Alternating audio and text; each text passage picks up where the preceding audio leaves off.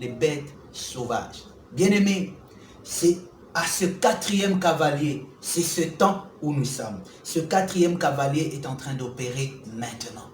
La Bible dit qu'il leur fut donné le pouvoir de tuer. Personne ne peut leur enlever ce pouvoir parce que celui qui leur a donné le pouvoir, c'est le Créateur. Et même si vous êtes un super pasteur et que vous vous mettez à prier pour que la mort cesse de tuer, la mort ne va pas cesser. Parce que ce pouvoir, c'est Dieu lui seul qui a donné le pouvoir à cet ange de la mort. Et il ne s'agit pas ici de prier contre le coronavirus. Nous allons plier les genoux pour que le coronavirus parte. Non. Ici, Dieu est en processus de délivrer Israël de l'Égypte. Nous devons tous sortir pour aller vers ce canon céleste afin d'adorer Dieu éternellement. C'est la fin de temps, bien-aimés. C'est l'enlèvement qui est en train d'être préparé. Nous devons quitter la terre. Il ne s'agit pas de prier pour que la paix vienne sur la terre. Vous allez voir, la situation va continuer.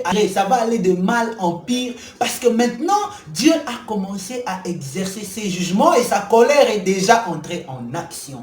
Maintenant, peuple de Dieu, toi qui m'écoutes, toi qui me regardes, tu dois te préparer à rencontrer le Seigneur. Parce que maintenant, nous allons les rencontrer dans les airs. Et nous partirons pour l'éternité, pour le glorifier, pour la louange éternelle, pour les noces éternelles. Il ne s'agit pas de prière ici. Cet ange de la mort, on ne les chasse pas. C'est Dieu lui-même qui lui a donné le pouvoir de détruire et de juger le monde. Moi et toi, nous n'avons pas le pouvoir de prier contre lui. Parce que c'est Dieu qui lui a donné le pouvoir. Nous n'avons qu'à faire l'acte qu'il faut. Regarde dans ta vie. Les linteaux de ton cœur. Est-ce qu'il y a le sang de Jésus? Regarde. Es-tu en train de manger l'agneau avec le pain sans levain? Parce qu'il ne s'agit pas seulement que l'agneau soit immolé. Mais il faut aussi respecter les consignes qui sont données dans les Écritures. C'est que quand nous mangerons, la Bible dit dans Exode que quand vous allez manger, ayez vos ceintures à vos reins, déjà bien serrés, vos chaussures aux pieds et ayez vos bâtons à la main. Ça veut dire soyez prêts. Parce qu'après la nourriture, nous allons partir. Après la nourriture, nous allons quitter l'Égypte. Soyez prêts. Bien-aimé, es-tu prêt? Bien-aimé dans le Seigneur, es-tu prêt? Parce qu'il est temps que nous puissions rencontrer notre Seigneur. Et j'aimerais avec vous voir ce que Dieu dit, ce que le Seigneur lui-même a dit dans Marc 13 à partir du verset 23 jusqu'au verset 30. Vous pouvez lire tout Marc 13, mais moi j'ai choisi seulement du verset 23 au verset 30. Nous allons lire avec vous. Vous allez comprendre, bien-aimés, que l'heure est grave. Voici ce que la Bible dit. Nous sommes dans Marc 13 à partir du verset 23. Voici. Soyez sur vos gardes, je vous ai tout annoncé d'avance. C'est le Seigneur qui dit. Le Seigneur dit, il dit, soyez sur vos gardes, je vous ai tout annoncé. Soyez sur vos gardes, je vous ai tout annoncé d'avance. Mais dans ces jours, après cette détresse, le soleil s'obscurcira, la lune ne donnera plus de lumière, les étoiles tomberont du ciel, et les puissances qui sont dans le ciel seront ébranlées. Alors, on verra le Fils de l'homme venant sur les nuées avec une grande puissance et avec gloire. Alors, il enverra les anges et il rassemblera les élus des quatre vents de l'extrémité de la terre jusqu'à l'extrémité du ciel. Vous entendez bien? Il rassemblera bientôt. Instruisez-vous par une comparaison tirée du figuier. Dès que les branches deviennent tendres et que les feuilles poussent, vous connaissez que l'été est proche. La nature ne vous enseigne-t-elle pas? De même, quand vous verrez ces choses arriver, sachez que le Fils de l'homme est proche, à la porte. Le Fils de l'homme est à la porte. Je vous dis en vérité, cette génération ne passera point que cela n'arrive. Bien aimé, cette parole de l'Écriture, c'est pour ces temps ici.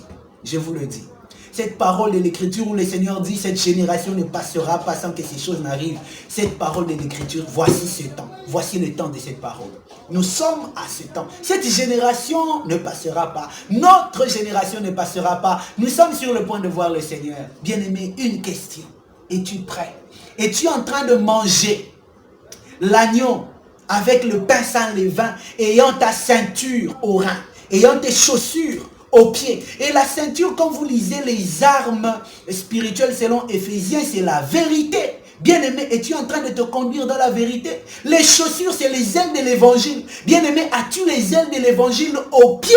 As-tu les ailes de l'évangile aux pieds? Et le bâton que Moïse touchait, c'est son ministère. Est-ce que tu as ton ministère entre les mains? Est-ce que tu as ton ministère entre les mains en train de l'exercer? Exerces-tu le travail que Dieu t'a donné à exercer sur la terre? As-tu ton bâton, ton travail, ce que tu dois faire? L'as-tu entre les mains? Bien-aimé, es-tu prêt à partir? Ou bien tu es encore distrait? Oh, j'ai vu des bien-aimés qui ont publié. Maintenant, nous allons faire sortir Dieu de la Bible. Maintenant, nous allons démontrer que Dieu veut. Nous allons. Vous n'allez rien faire contre le coronavirus, bien-aimé. Parce que vous ne comprenez pas qu'on ne combat jamais le jugement de Dieu. Vous ne vous rendez pas compte que le jugement a déjà commencé. Depuis janvier jusqu'à ce jour, vous comptez le nombre de morts. Même avant coronavirus ici à Kinshasa, ici en RDC, nous avons enregistré combien de cas de morts? Des personnes qui étaient avec nous la veille, avec qui on a partagé le repas, avec qui on a ri, avec qui on s'est raconté des histoires. Demain matin, il est mort, miraculeusement. Quelqu'un qui n'était ni malade, ni atteint par quoi que ce soit. Mais il est tombé, il est mort. Il est parti dans le sommeil éternel. Depuis janvier jusqu'à aujourd'hui, nous sommes en train d'assister à la chute des étoiles. Combien d'étoiles sont déjà tombées? Je ne vais pas entrer dans les détails de peur de susciter des polémiques, mais vous êtes témoins là où vous êtes. Combien d'étoiles sont tombées? Les étoiles ici, ce ne sont pas des astres, ce sont des hommes élevés qui vont tomber selon la prophétie biblique. Et nous avons assisté à la chute de combien d'étoiles qui sont en train de tomber, et ce n'est pas encore fini. Nous en sommes au 4e saut. Il en reste 3. Bien-aimés, le 5e et le 6e saut sont consécutifs au 4e. Bien-aimés, il n'y a que 4 êtres vivants et il n'y a que 4 cavaliers qui ont été envoyés pour un travail précis. Le premier cavalier, c'était notre Seigneur. Il a vaincu le monde. Il lui avait été donné le pouvoir de vaincre. Il est parti en champion. Le second, il était venu pour enlever la paix, afin que l'homme puisse tuer son frère homme. Nous avons assisté ici au massacre, même quand vous allez ici à l'Est. Combien sont en train de tuer, les hommes tuant leurs propres frères humains? Nous sommes en train d'assister à ça. Il n'y a pas de paix dans le monde. Le troisième, il avait été envoyé pour que vie est comme à chair, pour que la vie devienne chère. Une mesure de blé pour un denier. Nous sommes en train d'assister à la hausse des prix. Au prix des denrées alimentaires qui ne cessent d'augmenter. Ça, c'est l'ange là. Vous n'allez pas combattre ça. Personne ne va combattre ça. Aucune stratégie économique du monde ne va arriver à éradiquer la faim dans le monde. Parce que la faim, c'est dans le jugement de Dieu. Dieu est en train de juger le monde. En envoyant cette faim. En faisant que la vie devienne trop chère sur la terre. Ça, c'est le jugement de Dieu. Personne ne peut prier pour que ces jugements puissent disparaître. Non. Maintenant que chacun veille sur son âme, sur sa vie, afin d'être enlevé et de vivre dans la paix éternelle que Dieu a préparée pour ses saints. Et maintenant, le 4e ange qui est envoyé pour semer la mort. Le dernier cavalier qui vient pour entraîner la mort dans le monde. Les gens vont mourir des maladies. Bien-aimés, je vous annonce quelque chose que vous n'êtes pas encore en train de voir. La mort n'est pas encore finie. Coronavirus partira peut-être aussi. Mais après coronavirus, vous allez voir ce qui va se passer dans le monde. On va nous vendre des nourritures périmées, des nourritures pourries qui seront mêlées à de bonnes nourritures. Et ça va être envoyé dans des pays pauvres. Et parce que chez nous, nous n'avons pas de bon système de contrôle alimentaire, nous allons manger ces nourritures et nous allons encore continuer à mourir. Des maladies bizarres vont encore entrer dans le monde suite aux aliments périmés que nous allons manger. La mort va continuer. C'est ce qui signifie que Dieu va continuer à juger le monde. Et vous allez voir que ça va entraîner des paniques, des guerres, des jalousies, parce que les économies maintenant là vont entrer en crise. Mais quand une petite porte d'accalmie, j'appelle ça accalmie parce que ça sera une fausse paix qui va s'ouvrir seulement, le petit trou de paix qui va s'ouvrir, vous allez voir les désordres qui vont entrer dans le monde. Bien-aimés dans le Seigneur, préparez-vous à rencontrer le Christ. Préparez-vous à rencontrer le Seigneur. Ce ne sont pas de blagues, bien-aimés. Dieu est en train de juger le monde.